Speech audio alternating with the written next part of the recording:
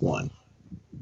Hey, everybody, welcome to another episode of Digging Up Dillinger. I'm your host, Joe Malillo. Stuart Fillmore and Mike Thompson are here today. We're starting to get to know Mike Thompson a little better here on his second episode. We're missing two of the crew, right, Stuart? We're missing, of course. I think Todd maybe ate some food or something that he shouldn't have eaten, or maybe probably the true story is he might have had one too many, adult beverages. But nonetheless, he's missing in action tonight. And Travis had to work as well, so we're gonna keep pushing forward. Mike, glad to have you back, man. How was your week? All right. Great, great. Well, it should be. You saw me, so Well, yeah, I got to see you in the middle of the week, yeah. live and in person. Live and in person. So, what we're going to go over this episode. So, we just want to thank everybody for listening because you came through. We had a couple of questions, more than a couple of questions, come through from viewers. I have Mike here. We're going to read the questions. That's what we asked you guys to do. And sure enough, some of the fans came through, including we're going to shout out Charlotte Stevens. She's one of the people who sent most of the questions. So we're gonna give her a stage here to kind of ask whatever she wants to ask. And there's 9 questions. And then, of course, there's obviously going to be questions and discussion after. But before we go into the questions, let's just talk about what Mike, Travis, and myself got into literally on Thursday of this week at the house. I had the privilege of obviously I live pretty close to Travis and Mike. Mike, I could pull up to your house and you're there and you're like, hey, here's a whiskey and let's get going. And it could be it could be at 9 a.m. It doesn't really matter. You're always down. But I had the privilege to be able to be there with you as you pulled out of the safe a lot of the artifacts and documents that you have surrounding John Dillinger. So Yeah, you that get to was see they've been in there for quite a while, and pulling them out and trying to find some different stuff. yeah. Specifically, cool. We had the goal, Stuart, of going in and trying to find the letter from Germany addressed to Hubert that we've talked about on this podcast before. Yeah. Where we don't know why someone from Germany was writing a letter to Hubert after Hubert had died. And the only real explanation we think is that possibly that person didn't realize he passed away. Exactly. Yep. So, is there any research that, John could be, in your mind, in Germany? Because that's what we were looking for. We were looking for this piece of evidence. Yeah, not to my knowledge. I know about that letter through my work with Mike and Travis, but I don't. I haven't seen any other research about that. So again, this is potentially something like the map that has never been reported, before. Is not part of history, and very well could change the whole story. So I think it's important. It's an important lead to really run down. Mike, we didn't find it though. We didn't find it then, but I think I know where it is. It's in the other safe. Yeah, there's multiple safes here. Yeah, so we'll come across it. It's not just disappeared, but you did get to see John's handkerchiefs. That's true. So yeah, okay. And one of them looks like it may have blood stains on. There it is. I'm not even kidding. When it's in the plastic bag too. Stuart, here's a great question for you. Yes. Though, if that handkerchief has blood on it, are we able to pull DNA from something, even though it may have been handled differently by different people over different time? Okay, so the short answer is yes. Okay, now what can happen is when people touch that, people handle it, people sweat over it, people do whatever. The other DNA can contaminate it, but what you have is if that's whoever's blood drop that is, okay, that's going to be the major contributor. So the DNA analysis is going to be able to tell, who the major contributor is. Now, it does, a contaminated sample does make it a little more complicated, but they definitely have ways of determining who that major contributor is. Now, it may not give us a full DNA profile, that is all the markers that we need, for a full profile. But it's certainly because on the map we have DNA on the map that's a partial profile, and it's also a similar situation where there's other contributors on there, but the major contributor obviously is a male from the Dillinger family.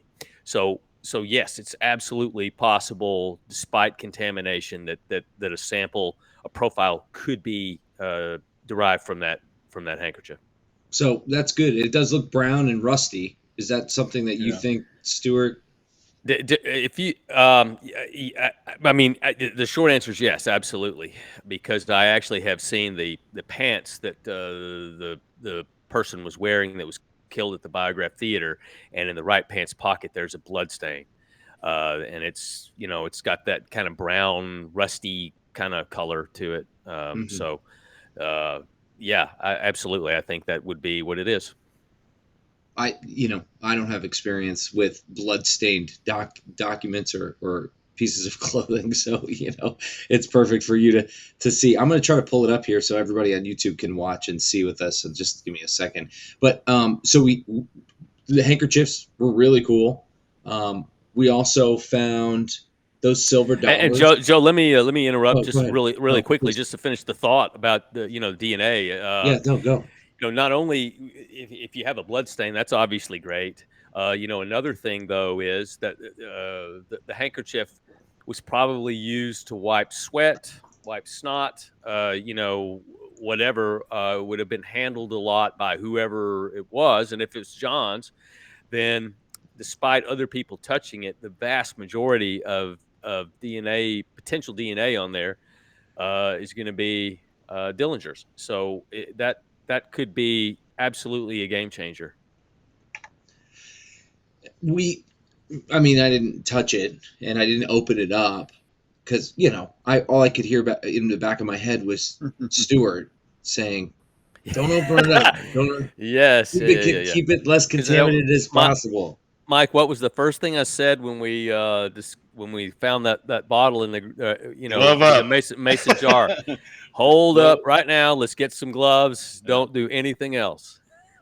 Yeah, that's right. That was a very good moment because I don't know if I actually heard the jar break, but I knew the expression on your face that there was definitely something there. Yeah. And then when I looked down and seen that the root over top of that jar and stuff, which basically saved the map because the jar popped, but that kept that shovel from going into it. Yep. That was definitely a great moment. But yeah, glove up. Glove up. Exactly. Here, let's see. Here, guys, I got it here. So this is going to be good. Right here. Let's see. Share this screen. Oh, so again, the J on it. Look at the embroidery, Stuart. How cool is that? Yeah, you can tell it's definitely old. It's pretty cool. What do I see there outlined in blue? Okay, I see it. Okay, the J. Now I see it. Yeah. So the J. Yeah. Okay, the J, and then it's outlined in this blue kind of diamond shape kind of thing. Yep. Yeah. Yep. And then what we were talking about were those on the other handkerchief behind it. You can see the blue. The rust colored blood that we thought was blood. So. Mm-hmm. Yeah, but like I said, blood is great, but a handkerchief is also going to have sweat and snot on it. So yeah, any bodily fluids is going to be good. Yeah, exactly. What I guess from my perspective too, like, what's the point of us proving that handkerchief is his, other than one of the handkerchiefs was found on his body that night? Well, Mom did have the shirt that was on him when he was killed. So Yeah, I don't know. So I don't know if the handkerchief, she burned it in the mid-'60s, but so it was the handkerchief. Yeah. Yeah, no, right. You're right on the right track, Mike. Yeah, that's what I'm thinking. Like, okay, here we go. And then she didn't burn that.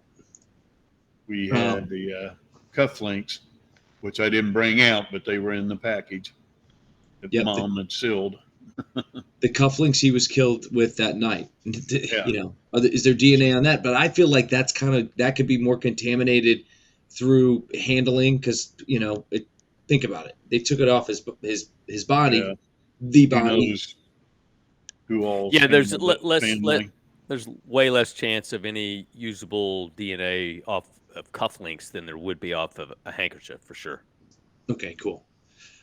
We also had the privilege of Mike pulled out Bonnie from Bonnie and Clyde's. Mother. Yep, her mom.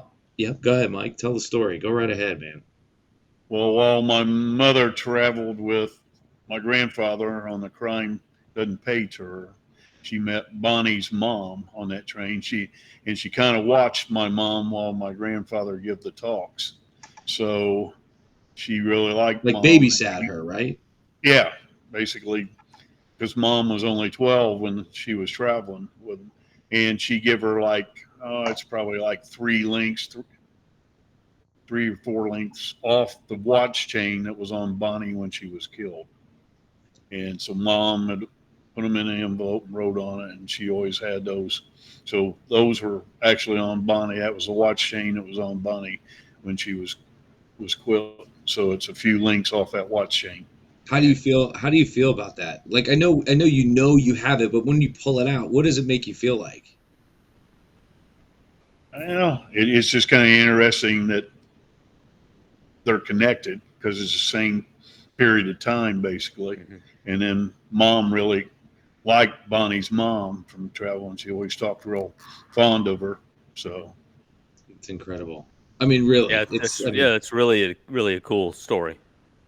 I mean, to have that piece of history in your safe, along with the cufflinks that John Dillinger was killed with, those two things. I mean, you basically have 2 pieces of jewelry from 2 of the biggest gangster stories in the history of our country, and you have a literal link to those links. You have a piece of each of them. Yeah, it's really cool. I mean, it gives me chills, dude. Like, it's unbelievable. Yeah. So, you're not so special, Mike. Just the stuff you got. This is stuff that was handed down to me. No, I think what I'm really impressed with Mike about is everything is kept really safe, literally. Like in a safe, you're doing a really good job keeping it. We just have to categorize everything. We have to kind of go into it like a research library would and put it together, so that we're able to find stuff. Stuart, Mike was pulling out all the envelopes, right? The manila envelopes. So we were like looking in them, trying to find this letter. And oh my gosh, the pictures, right? We have so many. I'd love to digitize and categorize it for him so that our fans can see it and he can have it as a way to find things quickly that we're looking into or that he has. Right. So and plus, Mike, we want to make sure that we're documenting your memories and like what you know of based on your history and with your mom before it gets too late, before we just lose it to history, right? So I mean, I tried to tell Travis, and I have over the years, and which Mom got to tell him a lot of stuff. So he's kind of, when he was younger, especially, and was around Mom quite a bit, got to hear stories and stuff. But it needs before I totally lose my mind and don't remember anything. You're pretty sharp right now, man. I'll tell you that. You're doing great. Got a long way to go on that one. Yeah, for sure. What let's do this. What, Mike, what else from the safe did we pull out the other day? Well, you got to see Hubert's airplane. That's right. Okay. Yeah, with Hubert standing by his airplane. Oh, cool. Well, Stuart's eyes lit up when we said that. Yeah, I've never seen that. That's cool. Like it was John, right? Next to the airplane? Was that the one that was it was Hubert standing next to his plane.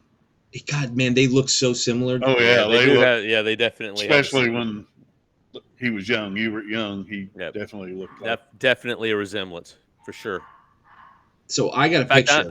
In fact, I'm surprised that Hubert was a little younger though. When the hunt was on for John. So, but I was going to say it would be surprising that Hubert didn't get arrested a couple of times. I think he definitely got stopped. Okay, yeah. Here, we're gonna pull it up for everybody because I took pictures of it. So Stuart, I'm gonna Just give me a sec. We'll pull it back up. But one of the thoughts is, let's look at the back of the plane to see the number, right? And then try to match those numbers up to possible routes. I mean, would we be able to figure out the history of the plane routes? Yeah, I don't know. That's something I've never researched. I wouldn't know where the records for that would be. I don't know. How Flight. far back would Yeah, it go? You know what I yeah, I mean? don't know. Flight logs from 1934. You're talking to try to match with our map and everything, but Yeah, Do you exactly. yeah. do you think that map could possibly been a route the plane flew? I mean, we've certainly considered that. Wow, he looks so much like Dillinger Oh right Isn't there. yeah, it Wow. crazy? Yeah. Man, even kind of the same, just the way he kind of is just kind of resting on the plane. It just has a very much a Dillinger thing to it. I think he kind of Um, looks like Mike. and they were about the same size. yeah, looks like it. Yeah. But um, I mean, one of the things we have considered about the map with that funky zigzag pattern that's on it is that are we talking? Is this are these airplane routes on here? So, it's the whole thing is still a mystery, so we don't know, but it's definitely been considered. And you do have the tail number. Yep, got made sure to Oh, take a picture of the nice. tail number specifically. So it's NC 2235-4, and that must be the plane brand or type of plane it was, kind of branded on the back there. But yeah, we have the tail number. So pulling out things out of the safe, man. It's the whole thing. Give me more meat, baby. Give me Yeah. some more details so All we right, could try to. what is it again, Joe? The It looks like North Carolina yeah, 2235-4. Yeah, okay. it's definitely an N. N is in Nancy.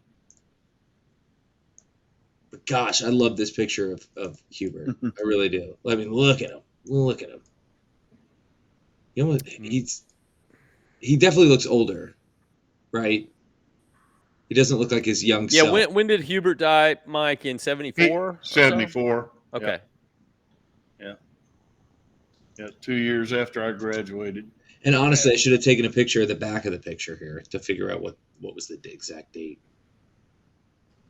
I forget. Yeah, I think it did have Oh, the did it date have up. the date on the back? I believe so. Or there was a couple pictures, and I think the one had the date on the back. Yeah, I didn't get And the date. I think he had more than one plane too. We I don't know also at the same time, but I think he had a couple here we'll do different one more planes. picture since we're on Hubert. I'll send it to myself here again. I think um, that we also saw the address book, Stuart. Mike pulled out the address Yeah, book I did. for me. I did. I Yeah, did yeah, yeah. pull it out. Yeah, the So address book is really cool. it's so Which small. It is. I recall it is. It's tiny. But then again, you have to remember, folks needed to carry around address books because we didn't have cell phones in those days. Really? And so it could get really bulky. It's small because to make it more convenient, more handy. Here he is. Man, wow, look at that jaw, man. It's just a really, really strong jaw. And look at you got the cleft chin going on. I mean, and Hubert always dressed nice when he was younger too. Very much so, man. Look at that. Yep. Pretty sharp. it's pretty cool to have this, and this is just as like the smallest crumbs of stuff that we found, and we just again we were only going for one thing. We were going for the German letter, trying to find it. We did find another letter that was all in German, and I want to try to translate it as well. But we found a lot. And when I say found, I mean obviously Mike has it, but I was pulling out the letters from people like fans of John's that would just send condolence letters after he died, Yeah. and There was several to my grandfather, and then some even to mom. yeah, people had a heart back then. Yeah. Yeah. Well, I'm sure people realized that for the most part that not for the most part, completely, that the family itself were perfectly innocent in all this, and that that Frances was just a young girl, 12 years old, so I'm sure there was a lot of sympathy at the time, and Yeah. people felt for him. Yeah. I think we'll pull out some more nuggets here coming up soon. I really want to help Mike. I think we need to make a time where we can categorize. I set the camera up. I set my phone up on a stand, and I just start scanning all the pictures that you got, front, back. Try to zoom in on a couple, and we really just start getting into, and then pull out an Excel file and start categorizing it. So as soon as we can do that, we'll bring more to you guys, and then obviously on TikTok, I'm about to put out some videos this week from my trip with Mike and Travis and the safe, and then Mike, you got the key to the other safe, so we're not even done. Oh, yeah, and then Stuart brought up the other one, which I hadn't even thought about, which I don't even remember what's in that safe. Great. That's even better. Just let me be there so we can document it and put it on TikTok. Hell, we'll go live. Would anybody want to go live with the safe to see what's in there? Yeah. Cracking the safe open. Yeah, exactly. That'd be cool. Stuart, anything else about the kind of artifacts before we move on? No, I mean, that's some really cool stuff. And and again, I love the opportunity to see historical photos like that haven't been seen before. To me, that's really fun. I love. So thanks for sharing that, Mike. That's really cool stuff. I remember when I first visited your man cave there, we were shooting that sizzle reel for the potential show. Oh, yeah. And you had some stuff out on display, and a lot of there are a lot of pictures like the from the family reunion, where the famous picture of Dillinger holding the wooden gun was made, or when that was made. It was really cool to see the originals of those photos, and it's amazing how crisp they are compared to what you see, online or in books. So Yeah. that's been for me a really unique thing, and and again, it's not necessarily anything that changes history, but it's a really unique insight into this case, and what I remember getting out of that, seeing those family photos, was that it's easy to think of someone like Dillinger as a historical figure, think of him as a historical figure rather than as a human. And for me, that really opened my eyes to realize, this is just not some guy that was a bank robber who was famous, and the whole story that we know about Dillinger. This was actually somebody that he was a brother, he was a son, and it really humanized him to me. And the story of how he goes bad and everything, honestly, that could almost happen to anybody. And because he had a regular, normal, loving childhood, and he was just somewhat of a rascal, and got involved with a guy that was really a bad influence on him, and through just an unfortunate turn of events, he ends up going to prison for a long time, and it's prison, I think, that really turned him into what he became. But yeah, absolutely, you can see the love in that family. It just burst out at you when you actually see those authentic photos. Yeah, a lot of people don't realize there was two people taking the exact same photos. Basically, Hubert was a camera buff, and then my great uncle was. So a lot of those pictures, there's two different negatives to the original. Yeah, and a lot of them the same pictures. So, and you have those negatives too. Yes. Yeah. That's or a awesome. Lot of them. Here, I got one more thing, and we'll move on from the artifacts, because now that I'm thinking about it, we could do the whole episode on all the pictures I took from the artifacts and just show Stuart and be like, look what we found. Who is this? Who is this? Mike, Stuart, I don't know. Hold on. Can you zoom in a little bit? Yeah, sure. Just give me, I don't know. The little shoe is kind of cool. Yeah, that's like it was like a advertising knife. It was a little knife. Okay. Yep, it was a knife for those shoes. But here's the thing: that picture happened to be stuck in that shoe, like just because it was in the box with the pictures, and that little picture for some reason got stuck and wedged in between the blade and the holder of the shoe, and we pulled it out, and it looked like it was almost like it was part of it, but clearly it just was in the box and just stuck in there. Yeah, but who is that? I don't know. And there was nothing, no name on the back. No, interesting. Kind of a and handsome it looks like guy. it's at the family farm, right? It does. It looks like the siding that you see in the famous wooden gun picture.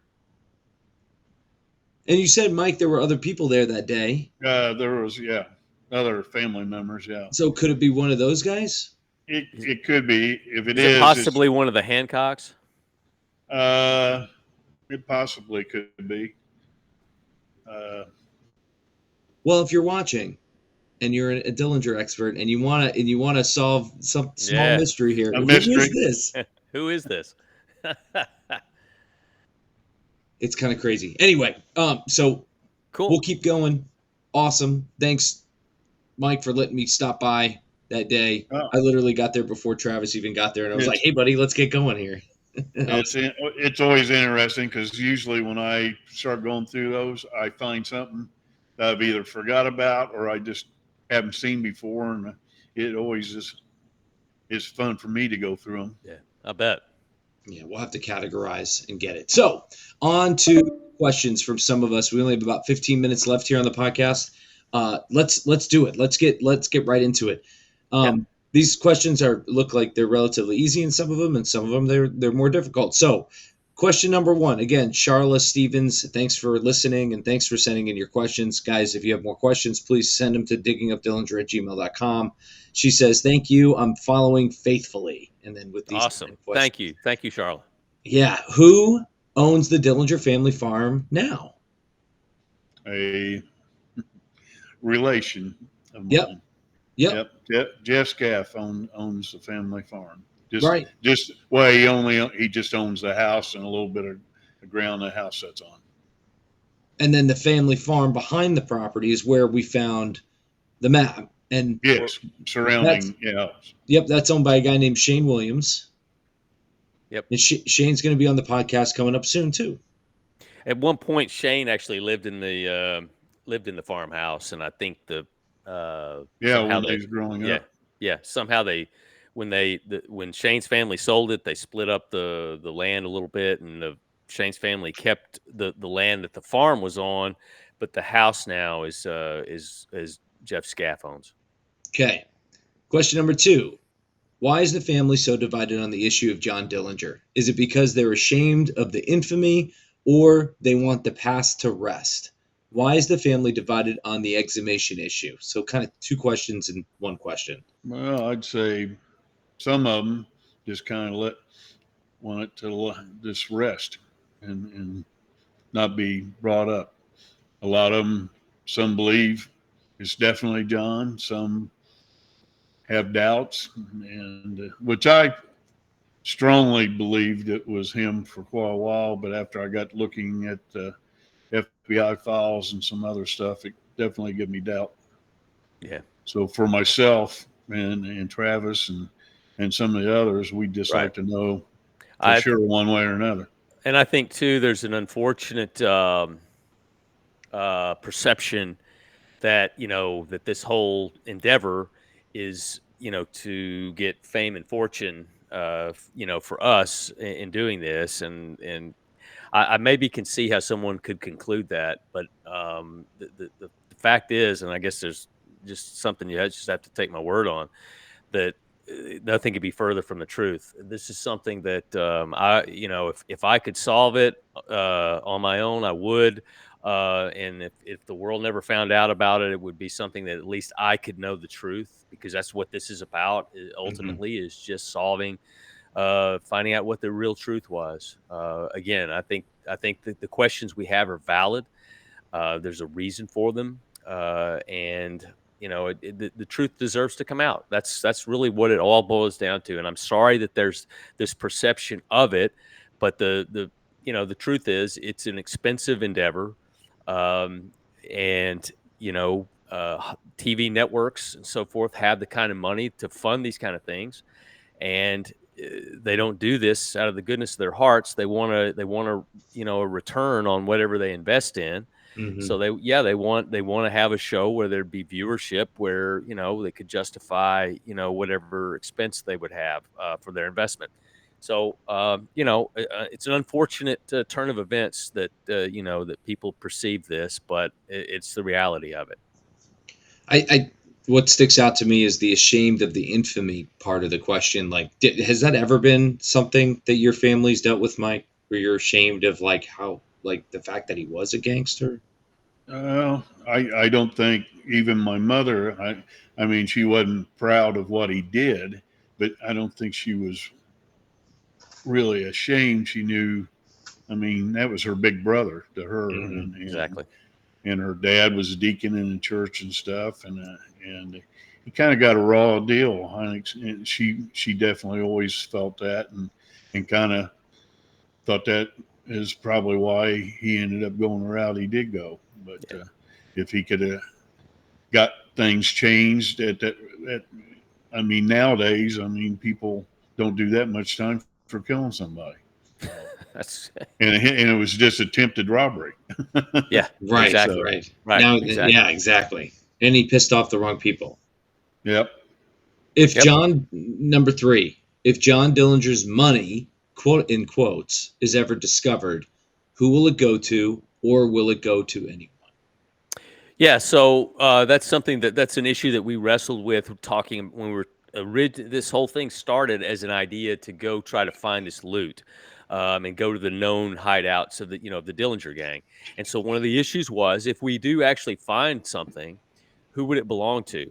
Well, what I think is actually out there is not cash. Okay, I don't think there's any cash out there, but we do know from studying the FBI file that there's about $200,000 in bonds that were never recovered. In fact, the FBI file has reports of insurance investigators from insurance companies out trying to find these bonds that they were stolen during bank robberies. I don't know the answer to that, honestly, because any bank that would have issued those bonds back in the day are long gone. They've been bought up or went out of business. So maybe the one answer would be, if you can trace a current operating bank that maybe bought through mergers or purchases, bought this what this bank was back in 1934. They might have some kind of an ownership claim to it. Come on, Uh, baby! It's like a gamble. Come on, baby! We gotta hit it. Hopefully, Bank of America yeah, bond is here. yeah. So, but I don't know if even the bonds themselves would have any, if they'd be negotiable now at all. That's another issue too. So that's really kind of an unknown question. I don't know the answer to that question at the moment. Hey, Mike, what do you Stuart. what do you say about it? About what would you do with the money? What? Well, I don't think there is any money. The bonds that'd be interesting because they may be worth something because who stole them and that, or if there is a bank or something that they Right. would. But when Stuart, and I was just sitting here thinking when we was going through the FBI files, Yeah. I remember looking at and noticing at one point they in '62, and I can't remember the whole thing without going digging the file out, but they were still looking for John in '62. And Yeah. why would they be still looking for someone? Yeah. Right. Yeah, That many years later. yeah. So that stuck in my mind when I Sure. Yeah. seen it. Yeah. Yeah. But I'm trying probably to. the most appropriate thing to happen would be something that would, maybe be in the Smithsonian or something like that. It would, I don't think it's something that someone could have a financial claim to now, but maybe. Okay, good. This is good. What is the theory? Number 4. What is the theory on why Crown Hill Cemetery's records are so incomplete? I mean, have you seen the records from Crown Hill, Mike? Ever? Oh, Or sorry. Stuart? Go ahead, Mike. No, both of you. Go ahead, Mike. No, I haven't seen any records. I know that they were surprised I had the original deed to that plot because they said they hadn't seen one. So that was kind of interesting. But I know that they were all for it, and then supposedly someone contacted them, whether it was FBI or not. But then they changed up and actually hired a group of lawyers that's not even their lawyers to fight it. When they at first they was all for exhuming the body. So Yep. I don't know why they did such a about face. Yeah, that's still one of the mysteries of this whole thing is that supposedly the information we got was they were visited by the FBI and the FBI wanted all their files, and I find it hard to imagine what files beyond someone comes in and wants to buy a burial plot and there's a sale for the burial plot.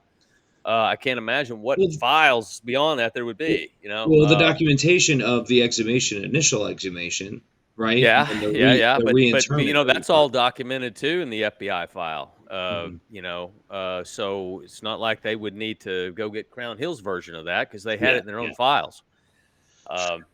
So again, I don't know. The whole thing was funky. The court hearing we were in was inexplicable. The lawyers that represented Crown Hill were as nervous and uncomfortable in a court hearing as any. And I've been in hundreds of court settings. I've never seen lawyers as nervous and uncomfortable as their lawyers were. Yes, and then the judge was well, even the judge said if it wasn't who it was, we wouldn't even be here. Exactly. Yep. Yeah. And so and then supposedly the FBI went to the health department because they didn't want us to issue us another. Yeah, and that's documented with the attorney Yeah, that we were working with as well. yeah. Yep. So, but they went ahead and issued this one. So, Okay, we only got 5 more minutes, so we got 5. okay. Question number 5: has it ever been discovered who paid for the concrete on top of the grave? As far as I know, it has not. No. Yeah, because that's something else that we all speculated about. Is that at the time, Mr. Dillinger, John Wilson Dillinger, didn't have the money to transport the body back from Chicago. When John was killed in Chicago. I think Mike, correct me if I'm wrong, but he had to borrow the money or something, or somebody had to help him. Pay for that. I think the Mooresville, the Yeah, owner of the Mooresville Times, actually fronted the money to bring him yeah. back. So then a month later, or I forget exactly when that exhumation happened, and they added the concrete. But not that long after that, there's an exhumation where that would have cost money, and then all this concrete that's supposedly on top of the body, that wouldn't have been cheap. So who paid for that? And So that's where they didn't like just pour concrete. They put individual slabs. I'm not for sure how many. I thought it was like 3 maybe. But yeah, and that's where I got to thinking more, kept thinking about it more. I said, okay, did the Crown Hill realize that he's not actually in there when they did that? Did they move him and maybe put him in another family? Because my grandfather had several brothers and they have family plots there. Did they move him to one of those? Yeah. And so they didn't want us to dig that up and nobody be in it. We know they buried the body. That was for sure. Yeah. There's something funky to it. There's no question about that. This is good. Charlotte's really kicking our butt on these questions. Will the Mooresville Library open up the Dillinger exhibit again? We don't know that. The Mooresville Library will do that. And she said, sorry for missing you guys the first time. Heck, we'll probably be out doing something again one day. Mike, me, Travis, and then hopefully when the boys travel up from Texas, we'll be there too. We are the Texas crime travelers, so we need to travel. Yeah, Need to for travel. God's sakes. Yeah, do it. Can you time travel? Oh man, I wish so. I wish. Oh my gosh, we know where Stuart would go. It'd probably not be John. It would probably not be John Dillinger. It'd probably be John F. Kennedy. So. Well, it would be two places. One would be Chicago on 1934, and then Dallas in 1963. Yeah. What's the age difference between the three older siblings, Doris, Hubert, and John? Well, Audrey's the oldest. Right. Yeah. She's 28 years older than Mom, and then she was 19 years. Let's see, is that right? John was born in 1903, and Audrey was born like in 1889, I think. Yeah, something like that. And between Mom and Doris, they were only 4 years difference, and we'll get it. We're gonna jump. We're gonna do it again with everybody with Mike. We'll be back for another episode, and then we'll have more recommendations. There's a couple more questions from Charlotte, but guys, it's been awesome. We got to keep digging. Keep digging. I love it. Digging. And we'll see you next time. Mike, thanks, man. Till we get him dug up. Till we get him dug up. Let's go. All right, all. We'll see you next time, and thanks again for listening. We love y'all. We'll see you soon. Love you. Thanks. Bye.